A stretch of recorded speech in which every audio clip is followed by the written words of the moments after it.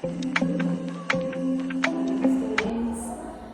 today we are going to discuss some question answers related to the chapter number 7, Simple Machines.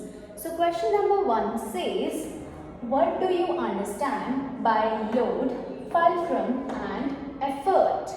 So हमने पढ़ा था chapter में कि ये जो लोड, फल्क्रम एंड एफर्ट है, ये 3 पार्ट्स हैं किसके? लेवर के, है ना।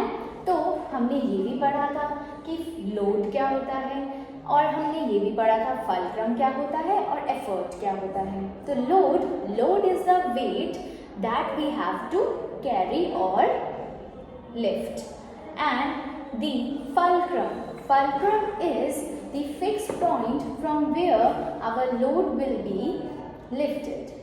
And the third comes effort. Effort is the force that we will apply on the lever so that the load can be lifted. So let us discuss the answer. All levers have 3 parts: load, fulcrum, effort. Load, the weight on which force is applied. एक ऐसा weight जिसके ऊपर हम force apply करते हैं, that is our load. Then fulcrum, the point on which a lever turns or is supported. और fulcrum एक ऐसा पॉइंट है जिसपे हमारा लेवर जो है वो क्या करता है? टर्न करता है और सपोर्ट उसको मिलता है.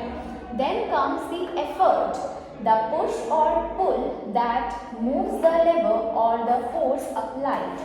अब एफर्ट एक ऐसा हमारा बोल सकते हैं कि हम जो भी फोर्स अप्लाई करते हैं किसी भी लोड को लिफ्ट अप करने के लिए, that is our effort. So now come to the next question. Our next question is, how is a first class lever different from a second class and third class lever? बहुत simple है.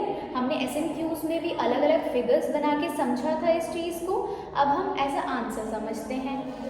अब बोला हुआ है कि जो first class लेवर है वो सेकंड और थर्ड से कैसे डिफरेंट है. अगर आपको याद होगा तो हमने ये पढ़ा था कि जो फर्स्ट क्लास लेवर है उनमें जो फल्क्रम होता है वो मिडिल में होता है, between the load and effort. Effort और लोड के बीच में फल्क्रम प्रेजेंट होता है. एंड अगर मैं सेकेंड और थर्ड क्लास लेवर की बात करूं तो उनमें फल्क्रम जो है वो ईदर साइड पे प्रेजेंट होता है, यानी कि साइड वाले पोर्शन पे होगा. So in first class lever the fulcrum is in between the load and the effort, whereas in the second and third class lever the fulcrum is on the either side of effort and load. So this is our question number 2. Now we will come to our question number 3, wedge works. So आपको पता है veg क्या है? Veg एक simple machine है जो कि हमारा अगेन काम इजी और फास्ट कर देती है. सो वेज सिंपल मशीन तो है, बट उसके जो एजेस होते हैं, जो कॉर्नर्स होते हैं, वो कैसे होते हैं? शार्प एजेस होते हैं जो कि ईजिली चीज़ों को कट करने में हेल्प करती है. और हमने ये भी पढ़ा था वेज में कि वेज जो है, 2 इंक्लाइन प्लेन्स जब एक साथ जॉइन होते हैं तो हमारा क्या फॉर्म होता है? एक wedge. So a wedge is a simple machine with a sharp edge and has 2 inclined or sloping surfaces joined together. यही बताया, 2 inclined planes या फिर sloping surfaces एक साथ join होते हैं. It works on the principle of an inclined plane. और जाहिर सी बात है कि अगर 2 inclined planes अगर इस पे जुड़ रहे हैं तो किसके प्रिंसिपल पे वर्क करेगी? inclined planes के प्रिंसिपल पे वर्क करेगी. Then let's come to our next question, that is question number 4. Give an example of each of simple machines that you use in your daily life. जो daily life में आप simple machines use करते हैं, अब हमें उनके examples देने हैं. जितने भी हमने सिंपल मशीन्स पढ़े पहले हम वो नोट डाउन करते हैं. सबसे पहले तो हमने लेवर पढ़ा, फिर हमने पढ़ा इंक्लाइन प्लेन्स, देन वेज, उसके बाद फिर हमने पढ़ा wheel and axle, pulley and screw. तो उनके एक एक एग्जाम्पल हम देखते हैं. So first is we use different types of simple machines in our daily life, right? First is lever. Lever का अगर सबसे सिंपल और डेली यूज में अगर मैं कोई मशीन बताऊं तो दैट इज ब्रूम। झाड़ू तो रोज लगता है, आप रोज देखते हैं। इंक्लाइन प्लेन, इंक्लाइन प्लेन का सबसे अच्छा एग्जाम्पल क्या हो सकता है? स्लाइड। जब भी आप पार्क में जाते हैं तो सबसे पहले क्या देखते हैं? स्लाइड। देन वेज, वेज का हो जाएगा नाइफ, क्योंकि नाइफ से ही तो आपकी सब्जियां कटती हैं और सब्जियां कटेंगी तभी तो आप खाओगे। Then comes wheel and axle. Cycle चलाने जाते होगे शाम को या सुबह, तो वो किसका एग्जाम्पल हो जाएगा? व्हील एंड एक्सल का। पुली, पुली का क्या हो जाएगा? हमारा flag pole.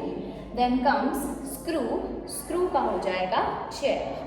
So this is our question number 3 and question number 4 is how is screw more useful than a nail or why is a screw more useful than a nail?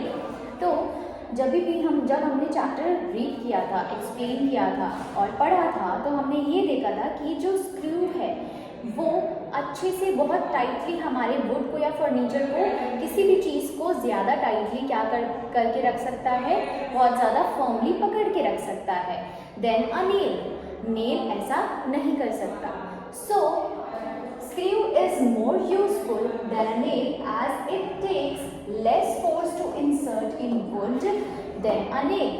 मतलब कि जो screw है वो अगर किसी भी चीज़ के अंदर उसको इंसर्ट करेंगे तो इंसर्ट करने में एक तो वो लेस फोर्स लेगा नेल के मुकाबले, and the thread holds the wood more firmly than a nail. और जो थ्रेड है वो बहुत ज़्यादा फर्मली किसी भी चीज़ को पकड़ के रखेगा देन अ नेल। ठीक है, so this is our last question of this chapter and please note down these all 5 questions in your notebook. Thank you, students.